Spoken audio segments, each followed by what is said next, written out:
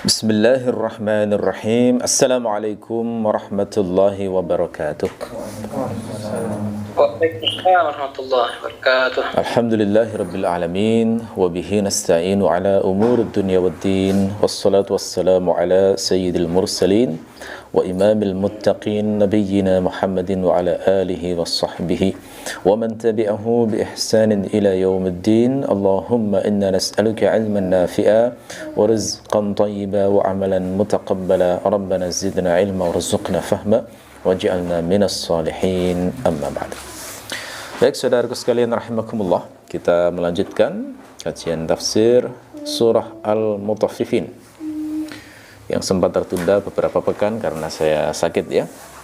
Hari ini kita akan membahas ayat ke-10 sampai 13. Kita baca bersama-sama. A'udzu billahi minasyaitonir rajim. Bismillahirrahmanirrahim. ويل يومئذ للمكذبين الذين يكذبون بيوم الدين وما يكذب به إلا كل معتد أثيم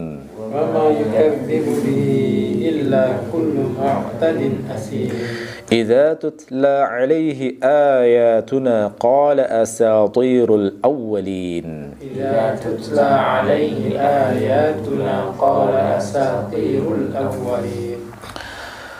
Wailun yawma idzil lil mukadzibin. Kata wailun itu tafsirnya sama persis dengan ayat pertama yang kita bahas di surah Al-Mutaffifin. Karena ayat pertama bunyinya wailun lil mutaffifin. Jadi silakan dirujuk kembali apa yang sudah kita bahas saat menjelaskan tentang wail di sana.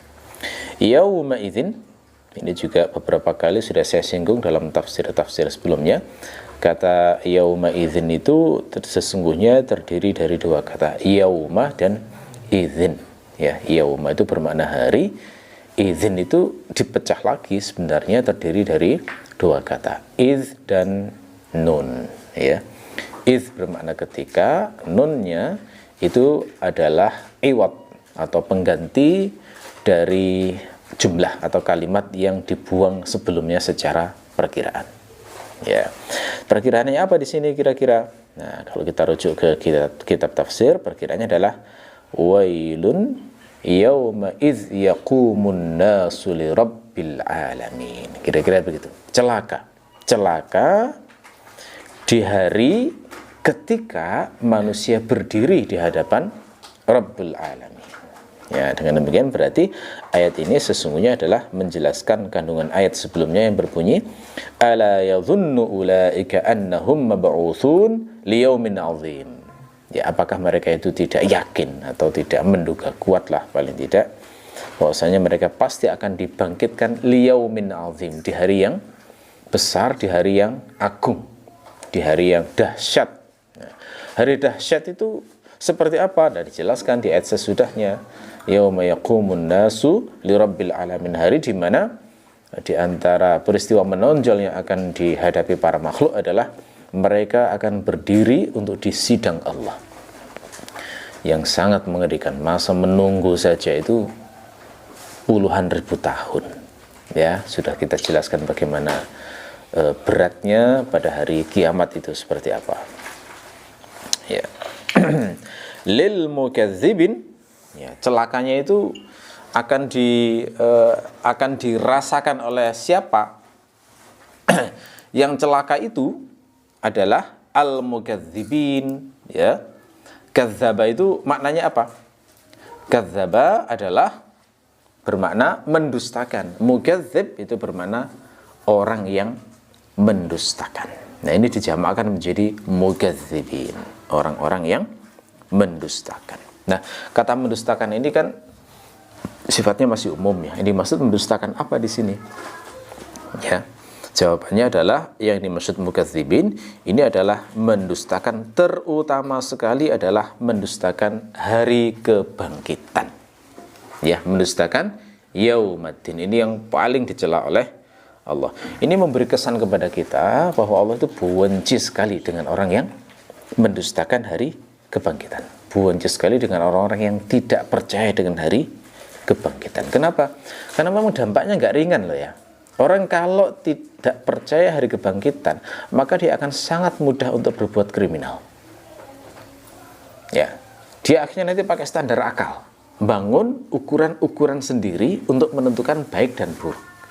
Akhirnya seperti orang barat itu. Orang barat itu kalau berzina suka sama suka bukan tindakan kriminal. Yang kriminal adalah kalau maksa orang lain. Pemerkosaan itu baru dikatakan tindakan kriminal. Nah, itu kan berarti akhirnya tidak jelas mana perbuatan yang baik dan buruk kalau standarnya akal itu. Karena penemuan mereka seperti itu. Yang penting saya nggak ganggu orang lain, gitu ya. Makanya judi kan juga dihalalkan, tapi diregulasi, kan begitu. Termasuk di Jepang, industri pornografi itu legal di sana, boleh. Kenapa? Karena mereka memang standarnya pakai akal semuanya.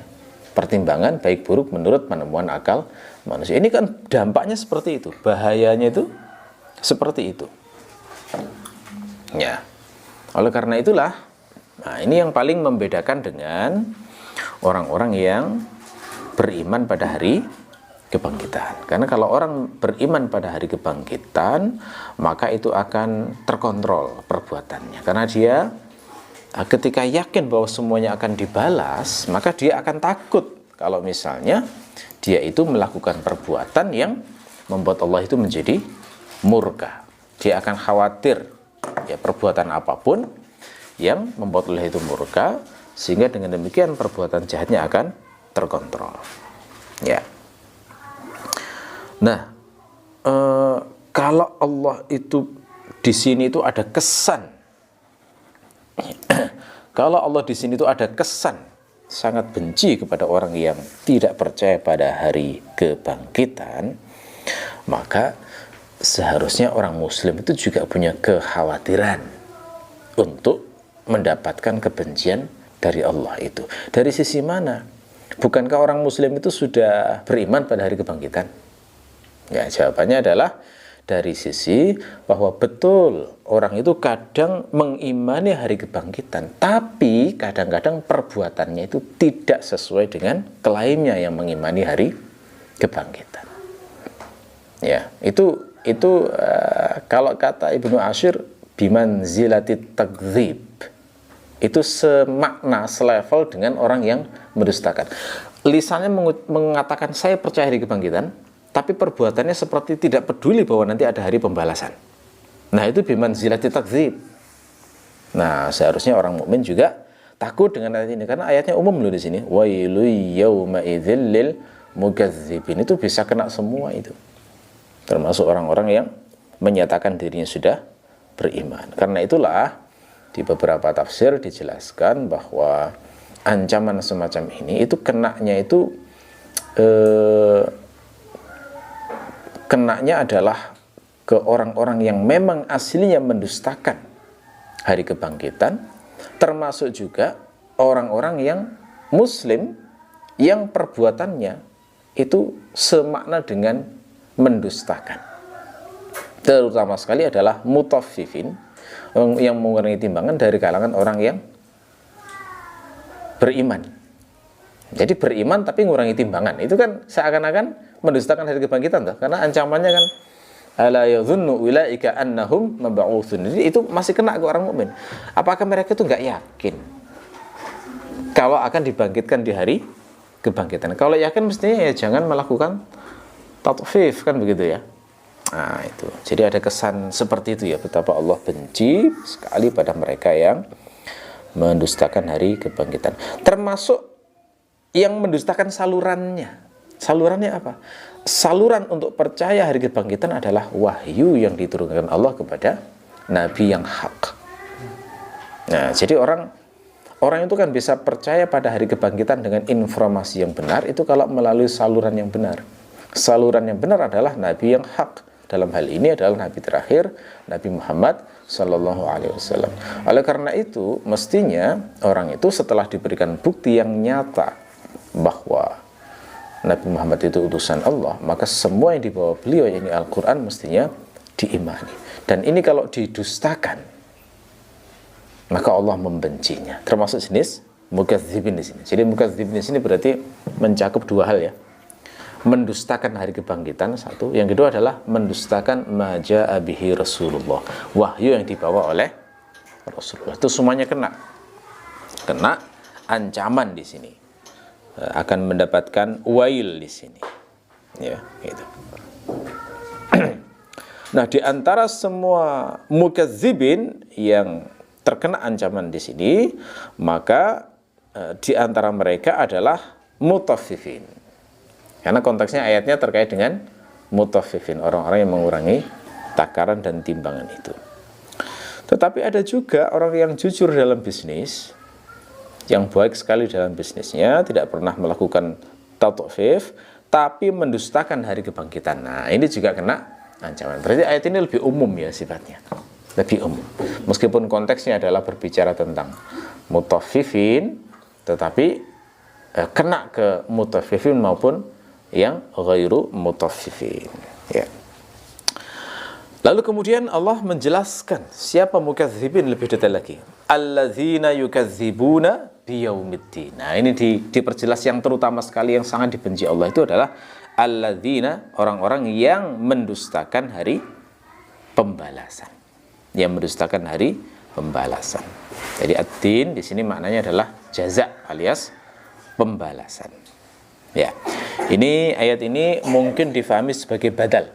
Kata alladzina yukadzibuna biyaumiddin adalah badal dari kata lil mukadzibin pada ayat sebelumnya.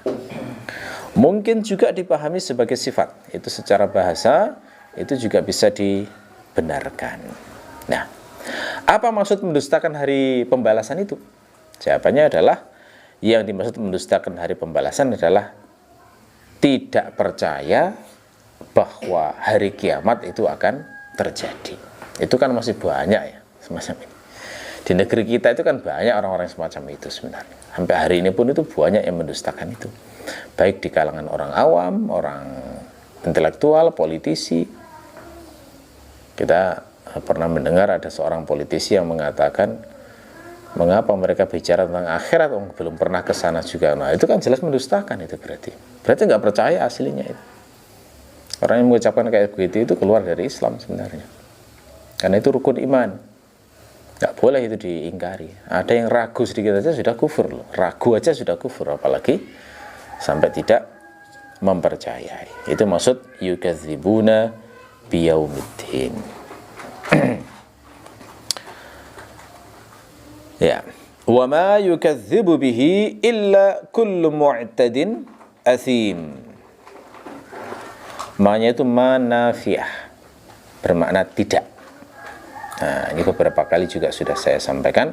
Kalau ada ma dalam bahasa Arab itu maknanya banyak.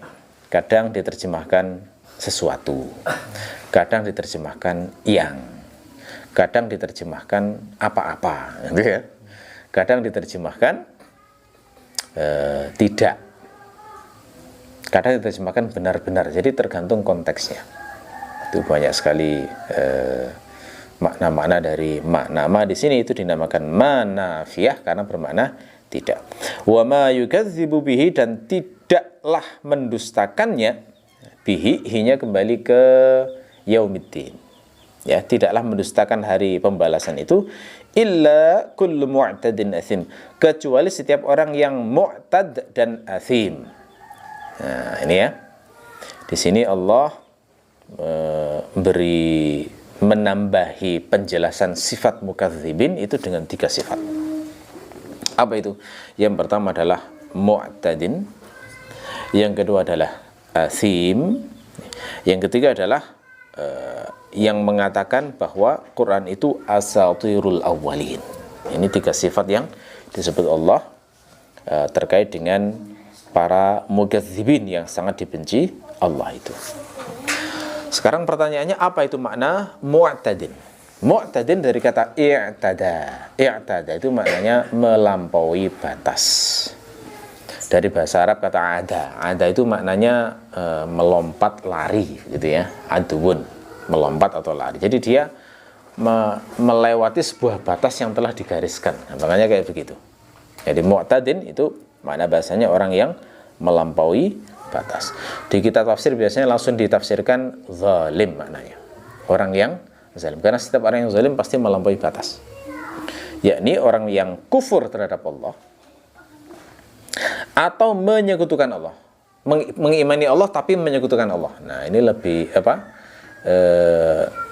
lebih baik tanda kutip daripada kufur terhadap Allah. Karena ada orang yang kufur yang nggak percaya Allah, itu ada orang. Ini yang kufurnya kufur ya, sangat parah itu sudah. Orang-orang ateis. Di bawahnya adalah sama-sama kufur juga, beriman pada Allah tapi menyekutukan Allah, alias musyrik. Nah, musyrik itu juga masuk cakupan dari mu'tadin. Termasuk juga yang mengimani adanya Allah, mengimani hari kebangkitan, mengimani para nabi, mengimani para malaikat, mengimani semua hal yang gaib, tapi tidak mau mengimani bahwa Nabi Muhammad utusan Allah. Nah, itu juga disebut mu'tadin. Seperti orang-orang Yahudi misalnya. Orang Yahudi itu imannya paling dekat dengan ajaran Islam. Konsep tauhidnya itu sama. Konsep percaya Tuhan, surga neraka sama persis. Beriman pada nubuah itu sama. Percaya Nabi Musa kan? Percaya kepada Nabi sama. Percaya malaikat, hisab, persis sudah persis. Agama yang paling dekat dengan konsepsi Islam itu memang Yahudi. Cuma satu bedanya, mereka tidak mau mengimani Nabi Muhammad sebagai utusan Allah. Karena mereka kecewa. Nabi terakhir itu harapan mereka dari Bani Israel.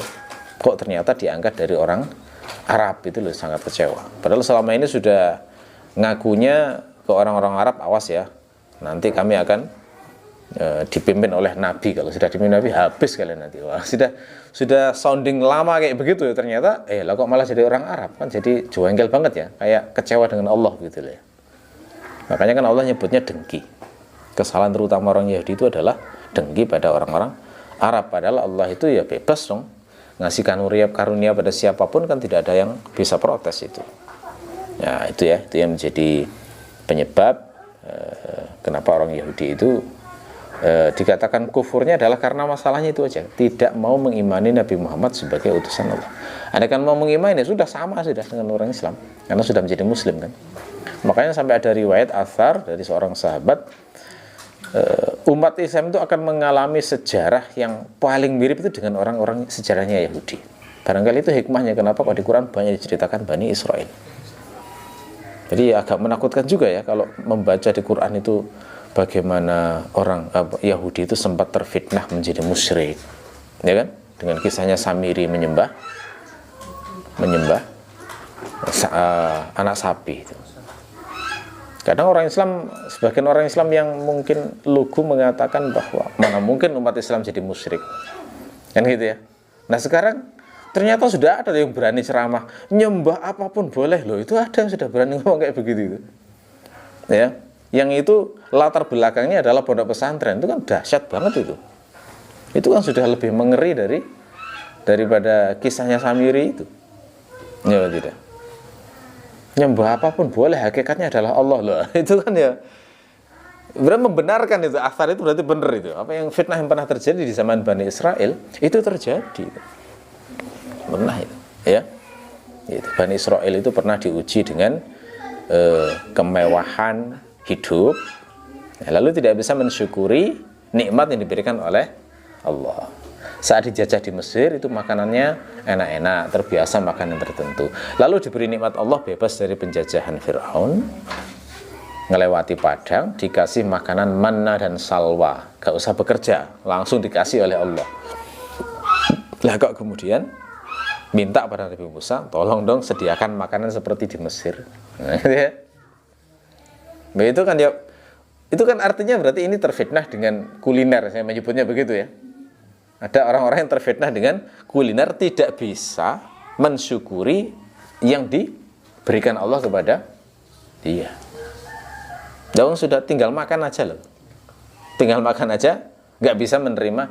Itu nggak usah bekerja loh, nggak usah mencangkul, nggak usah bisnis, nggak usah. Allah itu ngasih manna dan salwa itu gratis, tinggal ngambil itu. Itu kan luar biasa ya. Nah, itu contoh fitnah yang dialami Bani Israel. Dan itu pasti akan terjadi itu di kalangan umat Islam, di fitnah-fitnah yang semacam itu. Ya, oke. Itu mu'tadin ya. Jadi saya ulang lagi, mu'tadin itu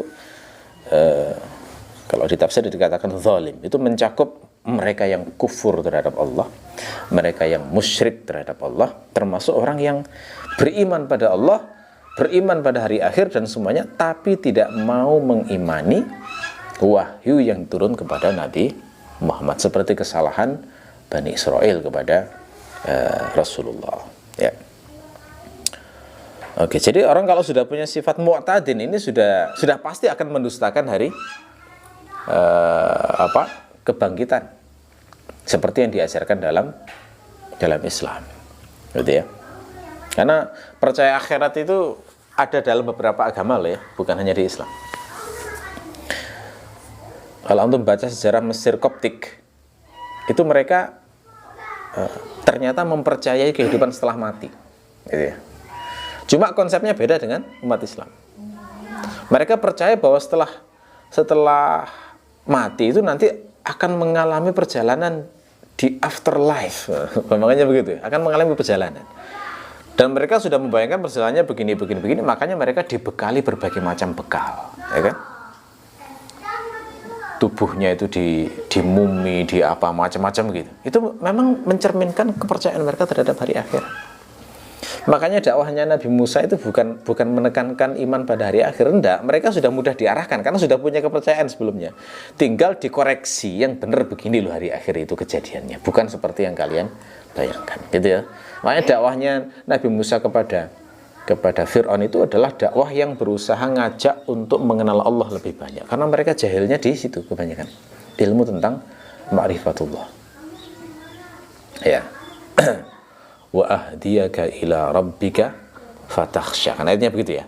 Aku akan memberi petunjuk padamu untuk mengenal Tuhanmu, sehingga kalau kamu kenal betul Tuhanmu, barulah engkau akan bisa merasa takut kepadanya. Itu kan berarti problem tidak mengenal Allah dengan baik, kan begitu. Coba cek itu di Quran, ada nggak Nabi Musa yang mendakwahkan menonjolkan akhirat? Enggak itu. Kenapa? Karena Mesir Koptik sudah percaya akhirat itu. Cuma sumbernya salah, gitu aja. Nah, ini kalau sudah percaya pada Nabi Musa, mudah ngoreksinya. Ya, itu menjadi pelajaran bagi kita bahwa kadang penekanan dakwah di suatu masa itu memang tergantung problemnya apa. Hari ini misalnya ya, saya memandang yang sangat penting untuk dimunculkan itu adalah kajian-kajian yang membuktikan adanya Allah. Karena orang ateis banyak, gitu ya. Nggak relevan sudah membahas tentang perdebatan Allah di mana itu hari ini itu malah membuat nggak seneng itu. Orang-orang yang mu'alaf, orang-orang yang ini malah kok gini ya, ruwet banget ya. Itu perdebatan itu relevan dulu ketika muncul masalah di zaman yang ateis tidak terlalu menonjol. Membayar ayat mutasyabihat itu hari ini nggak produktif kalau pendapat saya. Jadi lebih fokus ke anak-anak muda sekarang itu banyak yang ateis, yang agnostik banyak. Nah itu semestinya lebih difokuskan ke sana. Ya, oke. Kemudian Allah menyebut sifat lain dari para pendusta hari kebangkitan adalah asim. Apa itu makna asim? Asim itu adalah orang yang berulang kali melakukan dosa. Ini sigat mubalaghah dari kata ismun. Ismun itu dosa, asim itu orang yang melakukan dosa berulang-ulang. Ini bahayanya dosa ya.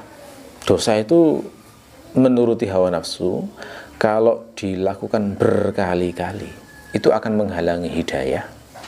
Dan kalau hidayah itu sudah tertutup dari Allah, maka wahyu tanda kutip ya, wahyu yang akan muncul pada pikirannya, pada hatinya itu adalah wahyu setan.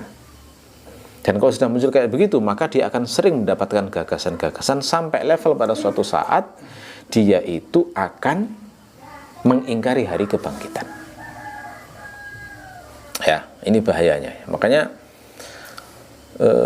kalau ada cerita misalnya, ada orang yang selama ini dikenal sebagai orang yang dekat dengan agama. Mungkin dia menghafal Quran, atau dia keluarganya ulama, anak kiai atau apa.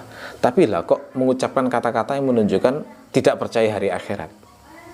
Nah, ini dari sisi analisis spiritualnya. mungkin salah satu penyebabnya adalah karena asim.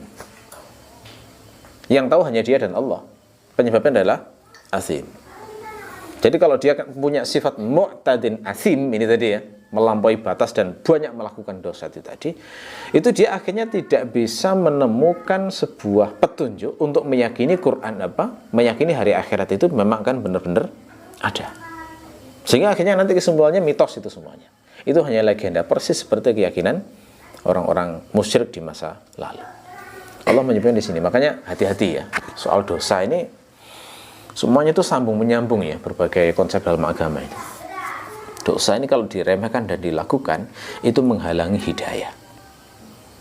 Ya, dan kalau hidayah sudah terhalangi, yang paling ngeri adalah itu akan menggiring kepada kekufuran yang terbesar nantinya. Diawali dari gak percaya pada hari akhirat, lama-lama gak percaya Allah, ateis sudah mencapai kekufuran yang paling tinggi. Itu lebih buruk dari iblis loh ya. Iblis itu masih percaya Allah kan? Ya enggak. Iblis itu masih beriman kepada Allah. Nah kalau ada manusia yang nggak percaya Allah itu kan lebih buruk dari iblis berarti. Iblis itu masih mengenal Allah. Kesalahannya adalah membangkang perintah Allah. Nah ini ada manusia yang nggak percaya kepada Allah, itu kan parah banget ya. Ya, oke, jadi itu. Kemudian Allah menyebut sifat yang ketiga, idza tutla alaihi ayatuna qala asatirul awwalin. Ayat ini bisa difahami sebagai hal mu'tadin asim ya. Bagaimana keadaan orang yang mu'tadin asim itu? Keadaan mereka adalah idza tutla alaihi ayatuna, jika dibacakan kepadanya ayat-ayatku. Tutla dari kata tala itu membaca ya. Makanya ada kata tilawah. Tilawah itu kan membaca. Tala, yatlu, yutla. Kalau bentuk majhulnya adalah yutla, dibacakan. Jika dibacakan kepadanya ayatuna, ayat-ayatku, maksud ayat-ayatku di sini adalah Al-Qur'an atau bagian dari Al-Qur'an. Karena ayat itu kalau disebut di Al-Qur'an kadang bermakna Al-Qur'an, kadang bermakna tanda kekuasaan Allah di muka bumi ini. Kadang-kadang begitu. Nah, di sini yang dimaksud adalah karena dibaca, maka yang dimaksud pasti adalah Al-Qur'an atau bagian dari Al-Qur'an. Orang ini, sifat mu'tadin ini, kalau dibacakan ayat Al-Quran, maka dia akan mengatakan, kata qala asatirul awalin itu adalah jawab idza. Idzanya itu idza yang mengandung makna syarat, atau istilahnya idza syartiyah. Dia akan mengatakan asatirul awalin. Apa itu asatir? Asatir itu jamak dari usturah. Ya, usturah atau istarah. Sama saja. Makna bahasanya adalah kisah atau dongeng. Ya. Jadi kisah atau dongeng yang tekanan maknanya adalah kisah tersebut fiksi. Jadi bukan kisah nyata. Fiction, ini masuk jenis fiksi. Itu usturah. Semua kisah fiksi dalam bahasa Arab disebut dengan usturah. Jadi tidak ada realitanya. Jadi seperti kisah-kisah tentang Putri Duyung, misalnya ya, kisah tentang Joko Tingkir, ya, kisah tentang apa lagi di negeri kita ya, ya Moelin Kundang, kisah-kisah yang nggak ada realitanya, tapi diciptakan untuk pendidikan, untuk hiburan dan semisal dengan itu, ya itu usturah. Jadi tiap bangsa itu pasti punya usturah, ya di negeri kita yang terkenal itu ya, di negeri yang lain ya beda lagi, macam-macam. Di Persia itu kisah legenda yang paling terkenal itu dua tokoh. Yang pertama namanya Rustum, yang kedua adalah Esfandiar. Nah itu terkenal banget sejak zaman jahiliyah itu. Ya. Kalau di Yunani, nah itu munculnya menjadi kisah tentang dewa-dewa itu ya. Kisah tentang Zeus, kisah tentang siapa anaknya Zeus kan macam-macam ya, yang demigod itu ya, nggak hafal saya. Yang kepalanya ular, yang tubuhnya ular, kepalanya manusia itu apa namanya? Yang katanya dikutuk atau apa itu, guys? Ya, itu kan ada ya di mitologi Yunani itu kan ada. Ya, lupa saya namanya ya. Di Yunani ada, di India banyak juga ya, Mahabharata, Ramayana, itu hanya mitos-mitos semuanya itu sebenarnya. Dalam bahasa Arab dinamakan musturah, usturah. Ya, bahasa sekarang, bahasa akademiknya disebut mitologi. Ya, mitologi, mitos, mitos ya, sebuah mitos. Mitologi itu ilmunya. Nah, jadi usturah itu boleh diterjemahkan mitos zaman sekarang. Al-awwalin itu jamak dari awal. Awal makna bahasanya yang pertama. Awwalin orang-orang yang pertama. Makna bahasanya begitu. Maksudnya adalah generasi awal. Generasi terdahulu maksudnya. Generasi sebelum generasi di zaman Nabi Muhammad. Nah, jadi komentar orang yang mendustakan hari kebangkitan itu kalau dibacakan Quran, itu komentarnya adalah itu hanya asatirul awwalin, cuma mitos yang diproduksi oleh generasi di masa lalu. Ya, ini sebenarnya merujuk dalam Al-Quran ketika Quran menceritakan kisah-kisah umat sebelum Islam seperti kaum Samud, kaum Ad, kaumnya Nabi Nuh, gitu ya.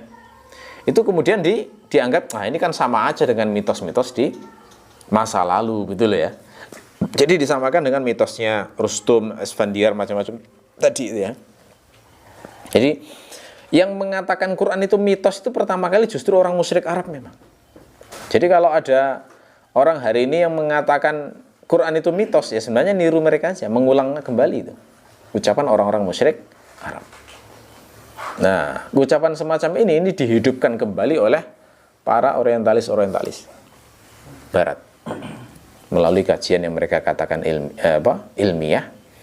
Mereka berusaha untuk meniupkan keraguan-raguan di tengah intelektual Muslim dengan mengatakan bahwa Quran itu sesungguhnya hanyalah ciptaan Nabi Muhammad dan semua kisah-kisahnya hanyalah mitos, gitu ya. Mereka mengerahkan segala berbagai macam kemampuannya untuk membuktikan pendustaan-pendustaan yang seperti itu. Lalu kemudian orang-orang Muslim yang dasar agamanya sangat lemah, ya membeu saja. Ya, ketika pengetahuannya banyak tentang budaya Barat, sementara pemahaman Islamnya sangat lemah, ya sangat mudah untuk membeu dan tidak bisa bernalar kritis. Makanya hanya orang-orang yang dasar Islamnya kuat banget itu yang bisa kritis dan menyaring klaim-klaim batil dari mereka itu. Salah satu yang tokoh mengagumkan yang punya sifat semacam ini adalah Rasyidi, mantan Menteri Agama di awal ya Indonesia dulu itu. Itu kalau saya lihat sejarah pendidikannya memang luar biasa ya, kemampuan bahasa Arabnya bagus banget, kemudian belajar di Mesir lama, lalu kemudian belajar juga di Perancis. Jadi menggabung antara pengetahuan Islam dengan di Barat sehingga ngerti letak-letak salahnya itu di mana, letak-letak kekeliruan dalam kajian Barat itu di mana. Nah, kebanyakan beberapa oknum cendekiawan Muslim hari ini itu kan lemah banget dasar-dasar Islamnya, lalu sudah masuk ke tulisan-tulisan orang Barat sehingga nggak ngerti bagaimana cara menyaringnya. Ini memang idealnya sih, idealnya pondok-pondok pesantren sekarang itu menyiapkan yang semacam ini untuk menyaring gitu ya, pemikiran-pemikiran yang merusak itu. Ada pelajaran khusus lah untuk menyaring pemahaman-pemahaman rusak yang berasal dari Barat, sehingga nanti tetap selamat ketika mengkaji pemikiran-pemikiran dari luar Islam. Ya. Nah, dari tiga sifat ini tadi,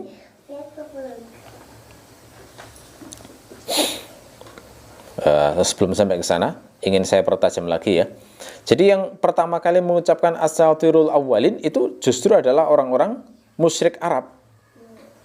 Ya. Terutama sekali seorang tokoh yang bernama An-Nadhr bin Al-Harith. Ini pentolannya yang mengatakan Quran itu mitos. Itu namanya An-Nadhr bin Al-Harith. Dia ini pernah semacam kayak ngaji begitu ya ke daerah Hirah. Hirah itu di semacam daerah di daerah Irak begitu ya. Mencari pengetahuan tentang legenda Rustum dan Esfandiar. Setelah itu ditulis sama dia. Nah, setelah itu dia punya pengetahuan tersebut. Nah, lalu dia itu ketika Rasulullah muncul berdakwah menceritakan tentang isi Quran, dengan sombongnya An-Nadhr bin Al-Harits ini kemudian berkata kepada orang-orang Quraisy, kalau hanya seperti Muhammad aku juga bisa. Jadi Rasulullah itu kemudian setelah selesai dakwah itu digantikan oleh An-Nadhr bin Al-Harits buat majelis juga, lalu kemudian ceramah tentang legenda Rustum dan Esfandi. Ya, ini makanya kata-katanya dikutip di Quran, idza tutla alaihi qala ayatuna qala asatirul awal. Kata Ibnu Abbas, ada 8 ayat yang turun terkait dengan An-Nadhr bin Al-Harits ini. Pokoknya semua ayat yang ada kata asatirul awalin itu sesungguhnya terkait dengan An-Nadhr bin Al-Harits. Karena satu-satunya orang Arab yang punya pengetahuan tentang legenda tokoh-tokoh Persia itu memang An-Nadhr ini saja. Dan ini terkenal sebagai musuh Islam ya. Salah satu musuh Islam yang sengit ini namanya memang An-Nadhr bin Al-Harits. Padahal yang masih ada hubungan saudara dengan Rasulullah itu. Saya cek itu nasabnya itu bertemu dengan Rasulullah di jalur Qusay, atasnya Abdul Manaf ya. Itu kan masih hitungannya kayak masih saudara kan, berarti sepupu berapa kali itu, 2 atau 3. Lebih dekat An-Nadhr bin Al-Harits daripada Abu Jahal. Abu Jahal masih agak jauh sedikit, sepupu 7 atau 8 kali itu saya agak lupa. An-Nadhr ini lebih dekat. Ya. Ya, jadi ada beberapa kisah itu yang terkait dengan An-Nadhr bin Al-Harits yang menunjukkan bagaimana gangguannya terhadap Rasulullah. Salah satunya di Sirah Ibnu Hisham itu diceritakan bahwa An-Nadhr bin Al-Harits ini pernah menasihati orang-orang Quraisy supaya mengevaluasi caranya melawan Nabi Muhammad. Ya, karena berbagai cara waktu itu nggak mempan itu. Pernah diutus wakil-wakil tokoh Quraisy untuk menawari Rasulullah kekuasaan, ya kan? Tawari kekuasaan, ditawari perempuan, ditawari harta yang banyak, kan ditolak semua sama Rasulullah ya. Setelah ditolak kemudian mereka bilang gini, oke lah gini saja wis. Kalau memang kamu mengaku sebagai utusan Tuhan, coba sih gunung-gunung di Mekah ini ubah semua jadi emas, gitu ya. Jadi gunung-gunung besar di Mekah itu yang mengelilingi Mekah, ada gunung Abu Qubais, ada gunung Khondamah, ada gunung Qayquan, ada gunung Kada, ada gunung Jabal Umar, ada gunung Jabal Khalifah. Semuanya disuruh jadikan emas. Ya. Terus disuruh mengalirkan sungai-sungai. Mekah ini kan gersang toh, coba alirkan sungai-sungai gitu ya. Nah, Rasulullah menolak. Saya diutus bukan untuk melakukan itu. Gitu ya. Karena ditolak semuanya, ya. Gagal.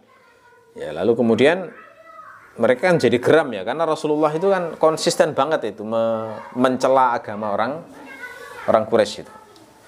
Yang sampai disebut Rasulullah itu yang paling saking seringnya mungkin ya, sampai ada kesan bahwa dakwah Rasulullah itu disebut melakukan syatmu abaina ya, mencela nenek moyang kita. Kemudian disebut tasfihu ahlamina, membodohkan akal kita gitu ya. Jadi pokoknya bahasa-bahasa yang buat mereka itu jadi sakit hati dan jengkel lah intinya. Kok semacam ini ya? Sementara selama ini mereka itu sudah berusaha untuk melawan dakwahnya Rasulullah itu dengan berbagai macam opini-opini buruk. Gitu ya. Di antaranya Rasulullah itu dituduh sebagai pendusta, dituduh sebagai orang gila, dituduh sebagai tukang sihir, dituduh sebagai dukun, kan begitu ya. Itu tujuannya adalah untuk menghalangi orang supaya tidak percaya, menghalangi orang ya supaya tidak percaya kepada Rasulullah gitu ya. Menghalangi orang untuk mengikuti Nabi dan tidak percaya kepada Rasulullah. Tetapi setelah dilihat kok makin lama tetap makin besar perkembangan Islam. Nah, ini An-Nadhr bin Harits ini kemudian memberikan saran dan mengevaluasi. Dia bilang begini, ya ma'syara Quraisy, wahai orang-orang Quraisy, sungguh telah terjadi, sungguh kalian itu telah ditimpa sebuah perkara yang besar, dan kalian sampai hari ini masih belum bisa menghalangi Muhammad dari propagandanya. Kalian sudah tahu bahwa Muhammad itu di masa dulu itu dikenal sebagai orang yang paling kalian senangi. Ya, jadi sebelum dakwah memang diakui bahwa ini beliau itu pribadi yang simpatik, yang sangat menyenangkan, yang ucapannya paling jujur, yang paling amanah sampai digelari Al-Amin, gitu ya. Dan kalian baru bermasalah dengan orang ini setelah uban itu keluar dari pelipisnya. Jadi maksudnya saat dia terjadi Nabi itu kan sudah 40 tahun ya. Jadi ini ungkapan untuk menunjukkan bahwa Rasulullah itu sudah memasuki usia matang. Kalian baru berselisih dengan sosok ini adalah setelah dia itu sudah dewasa matang, makanya kayak begitu ya.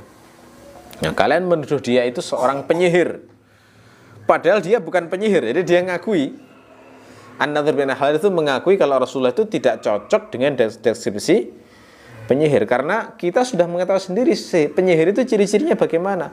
Bagaimana penyihir itu meniup-niup, bagaimana dia membuat ikatan-ikatan. Ini Muhammad ini nggak pernah meniup-niup dan nggak pernah membuat ikatan. Jadi jelas bukan penyihir. Kalian juga menuduh Muhammad itu kahin, seorang dukun. Ya padahal dia bukan dukun, gitu ya. Kenapa? Nah, karena kita sendiri sudah melihat dukun itu bagaimana. Bagaimana dukun itu ucapannya penuh saja, gitu ya. Apa itu namanya? Kalau mengucap sesuatu itu kan berima, gitu ya. Ada sajaknya. Nabi Muhammad kan nggak pernah ngomong kayak begitu itu. Karena Rasulullah itu bukan seorang sastrawan. Pernah beliau itu mengutip syair seorang penyair keliru, gitu ya. Keliru meletakkan ini loh, meletakkan lafadznya, tapi maknanya sama. Nah, kemudian dikoreksi sama Abu Bakar.